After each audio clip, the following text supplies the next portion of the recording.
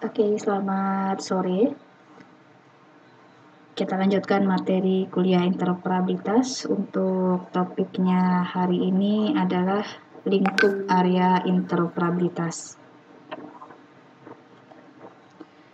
Berikut adalah capaian pembelajaran yang diharapkan dari adik-adik nantinya setelah menyelesaikan perkuliahan hari ini dapat memahami terkait dengan prinsip dasar pada pengembangan framework interoperabilitas, kemudian mengetahui pilar-pilar pembangun dimensi interoperabilitas. Di materi sebelumnya, yaitu materi yang ketiga, kita sudah sempat membahas dasar pengembangan dari framework interoperabilitas. Nah, framework interoperabilitas itu sendiri dibutuhkan untuk suatu pengembangan dari sistem atau aplikasi. Nah, prinsip dasar dalam pengembangan framework itu ternyata harus memperhatikan 6 faktor. Faktor-faktor apa saja itu adalah accessibility, security, privacy, open standard, open source, dan multi-solution. Nanti ini akan kita bahas pada slide berikutnya. Selanjutnya, interoperabilitas dapat diterapkan pada lingkup teknis, organisasi, dan semantik. Nah, yang kemudian nanti lingkup ini kita kenal selanjutnya sebagai pilar dimensi interoperabilitas. Jadi kalau judulnya itu adalah lingkup area interoperabilitas, itu maksudnya adalah pilar dimensinya dari interoperabilitas. Setiap pilar atau lingkup area berkaitan dengan transaksi data, sehingga tentunya pilar-pilar dilandasi oleh transaksi data tadi dapat disimpan dan diorganisasikan dengan baik, sehingga interoperabilitas ideal dapat diterapkan, khususnya dalam hal mentransfer data atau melakukan transaksi data. Berikut adalah prinsip dasar framework interoperabilitas. Ada 6 prinsip dasarnya. Yang pertama itu adalah aksesibilitas. Jadi aksesibilitas ini berkaitan dengan aksesibilitas suatu sistem atau aplikasi yang semua fungsional dari menu-menu sistem atau aplikasi tersebut dapat diakses. Jadi semua hal yang berkaitan dengan interface di aplikasi atau sistem tersebut dapat dimanfaatkan, baik itu oleh pengguna normal atau pengguna yang berkebutuhan khusus, atau mohon maaf kalau saya menyebutkan misalnya cacat gitu. Mereka pun juga harus bisa mengakses aplikasi atau sistem tersebut. Tentunya nanti akan memenuhi standar-standar dari WCAG. Nah, kemudian prinsip dasar yang kedua adalah security. Nah, ini berkaitan dengan jaminan data yang dipertukarkan atau informasi yang dipertukarkan, harus ada jaminannya di sana bahwasanya data dikirim dalam kondisi yang baik, asli, dan sampai ke pemiliknya, sampai ke penggunanya atau penerimanya dalam kondisi yang sesuai dengan aslinya tanpa ada manipulasi di tengah jalan. Kemudian privacy. Nah, ini berkaitan dengan kerahasiaan data individu. Misalnya adik-adik menginputkan data di halaman pajak online atau KTP online. Nah, data-data tersebut harus dijaga kerahasiaannya oleh si pemilik aplikasi atau sistem yang mengeluarkan, misalnya iKTP itu adalah Dukcapil, maka kerahasiaan data-data adik-adik itu harus dijamin oleh Dukcapil tersebut. Kemudian open standard. Nah, ini adalah standar yang digunakan oleh interoperabilitas. Jadi prinsip dasar dari frameworknya itu interoperabilitas adalah harus menggunakan standar terbuka. Ini sudah kita jelaskan pada materi kuliah sebelumnya. Kemudian open source. Nah, ini juga berkaitan dengan open standard. Setiap sistem atau aplikasi yang sudah menggunakan standar terbuka, tentunya dia open source. Dalam artian standar-standar yang digunakan di sistem atau di aplikasi tersebut bisa dikembangkan oleh pihak-pihak terkait untuk pengembangan sistem atau aplikasinya dan tanpa berbayar tentunya. Kemudian multi solution. Nah, artinya interoperabilitas, baik itu dari sistem atau aplikasi, harus dapat mendukung ketercapaian dalam penyelesaian suatu masalah atau mendukung solusi. Contohnya IKTP. IKTP itu dibuat tujuannya apa? Agar ada satu data tunggal yang dimiliki oleh warga Indonesia yang nantinya dapat dimanfaatkan untuk pengaksesan kebutuhan data mereka untuk kaitannya di aplikasi layanan masyarakat lainnya seperti pajak, perbankan, dan lain sebagainya. 6. Ini adalah prinsip dasar pengembangan dari kerangka kerja atau framework interoperabilitas.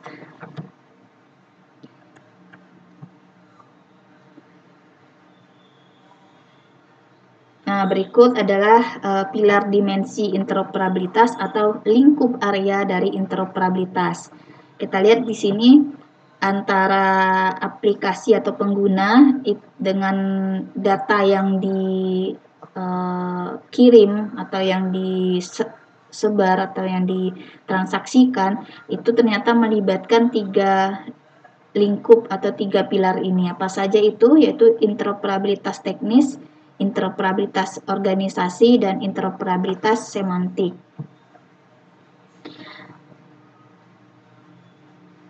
Interoperabilitas teknik atau teknis ini meliputi isu teknis yang berkaitan dengan komponen-komponen seperti open interface, interconnection service, data integration, kemudian middleware, data presentation, kemudian accessibility, dan security service.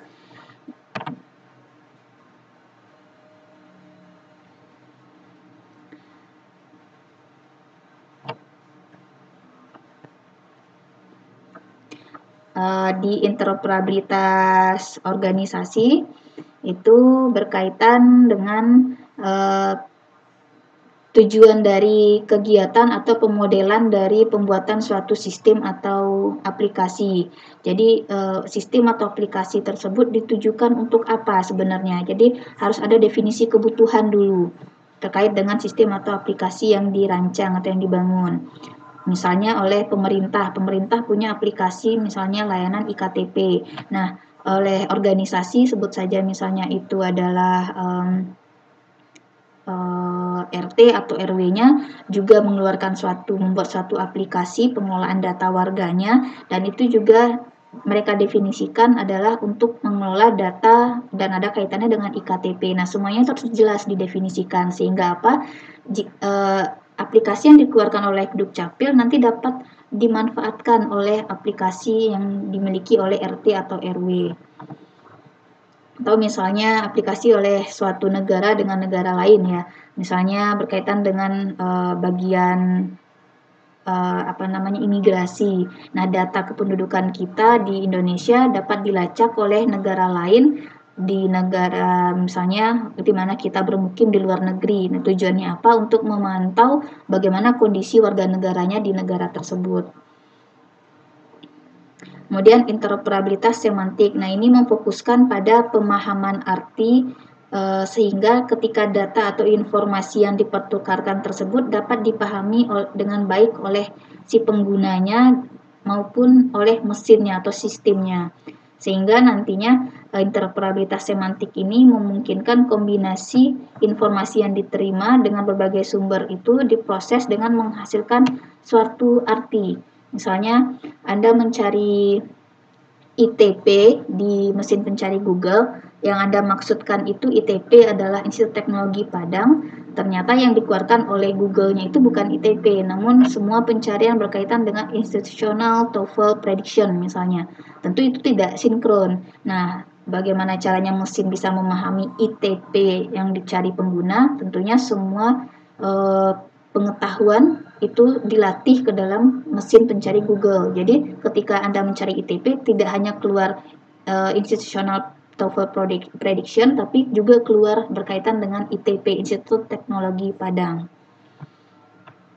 Nah, kita lihat di sini penjelasan dari masing-masing pilarnya. Untuk interoperabilitas teknis, nah interoperabilitas teknis ini dia berkaitan dengan keragaman teknis, yaitu keragaman dari sistem. Kita lihat di pertemuan atau di materi sebelumnya, yaitu keragaman heterogenitas itu ada dua, ada heterogenitas informasi dan heterogenitas sistem. Nah, heterogenitas sistem ini masuk dalam konsep pilar interoperabilitas teknis. Jadi, interoperabilitas teknis ini mengatasi keragaman teknis yang kerap terjadi pada sistem yang dikembangkan, baik itu secara terdistribusi maupun otonomi. Nah, kita lihat ada rekomendasi atau solusi apa sih yang dapat dilakukan untuk mengatasi keragaman dari sistem ini, yaitu dari pertama di bagian front office-nya, berkaitan dengan presentasi data dan metode pertukarannya, kemudian prinsip perancangan interface-nya, terutama untuk pengaksesan, kemudian akses untuk multi-channel, tipe filenya, format dokumen, serta kompresi file. Nah, ini solusi berkaitan dengan heterogenitas sistem di bagian front office. Di bagian back office-nya, ini di bagian integrasi data. Ini lebih ke web service-nya, database-nya, dan konsep protokol TCP/IP-nya.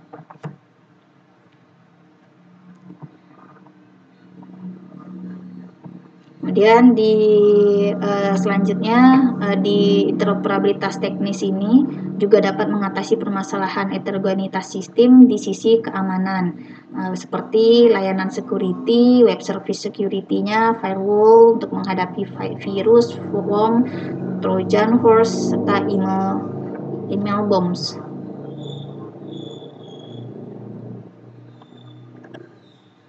Nah, untuk interoperabilitas organisasi atau pilar berikutnya adalah interoperabilitas organisasi.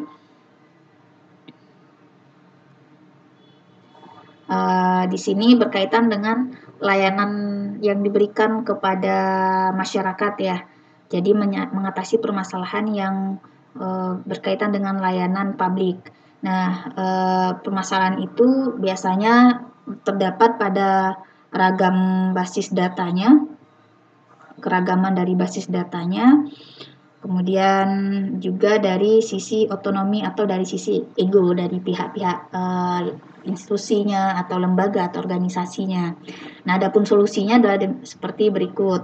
Untuk ragam basis data tentunya perlu dukungan dari berbagai pihak ini berkaitan dengan kebutuhan datanya seperti apa, sehingga nanti data itu tidak redundans, dan data itu apakah terbuka untuk umum atau tidak ini perlu disepakati, dan bagaimana bentuk pertukaran datanya. Ini solusi berkaitan dengan keragaman dari basis data yang akan digunakan di setiap organisasi, instansi, atau lembaga.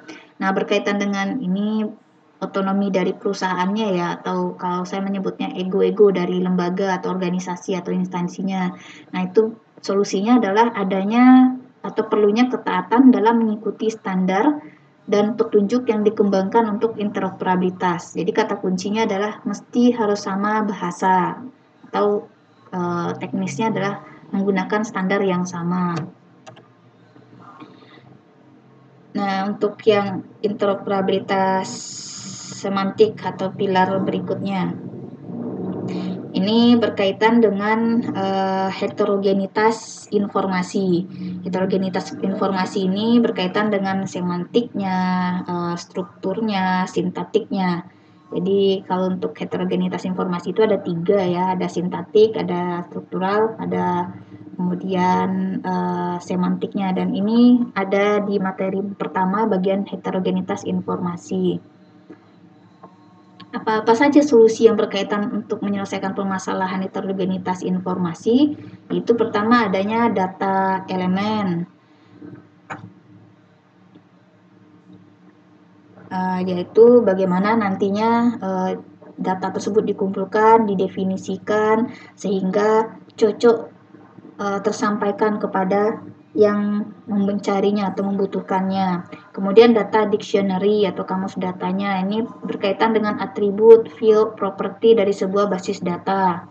Kemudian multilateral mapping table, itu artinya bagaimana nantinya informasi Anda itu dapat dikelompokkan secara semantiknya Sehingga ketika adanya definisi, misalnya ada satu kata itu merujuk pada definisi kata yang mendekati. Contohnya ketika saya mencari informasi di Google, saya mengetikkan laki-laki, otomatis laki-laki itu sinonimnya adalah pria. Jadi semua berkaitan dengan laki-laki dan pria itu akan keluar. Pun demikian juga dengan misalnya perempuan sama dengan wanita, otomatis semua atribut berkaitan dengan perempuan atau wanita itu akan keluar di mesin pencarian. Itu yang disebut sebagai semantik atau solusinya yaitu multilateral mapping table.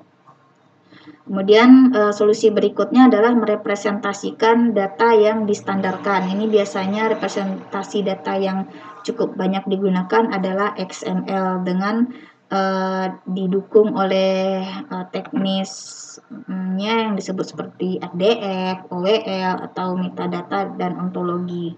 Itu nanti kita bahas semuanya ini di bagian interoperabilitas data di materi minggu berikutnya.